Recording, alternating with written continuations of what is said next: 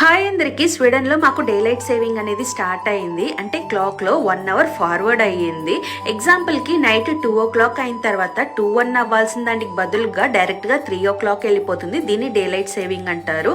So అమెరికాలో, కెనడాలో అంతా 3 weeks బ్యాక్ వాళ్ళకి డే లైట్ సేవింగ్ స్టార్ట్ అయింది. యూరోప్ లో చూసారు అంటే సాటర్డే రోజు రాత్రి అనేది టైం చేంజ్ అయింది. దీని వల్ల 1 గంట సేపు తగ్గిపోయేదాంతో పాటు మాకు నిద్ర కూడా వేస్ట్ అవుతుంది. ఇంకా స్కూల్లో పిల్లలకి కూడా దీని వల్ల లీవ్స్ అనేది ఇస్తారు. దీంట్లో ఒక సంతోషమైన విషయం ఏముంది అంటే 1 గంట సేపు తర్వాత సన్సెట్ అనేది అవుతుంది. ఇన్ని రోజులు 4 గంటలకు 5 గంటలకంతా సన్సెట్ అయిపోయేది, చీకటి పడిపోయేది.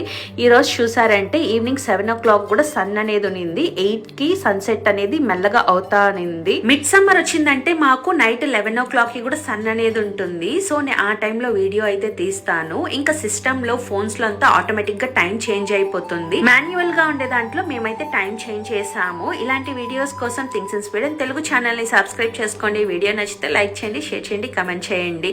Thanks for watching. బాయ్.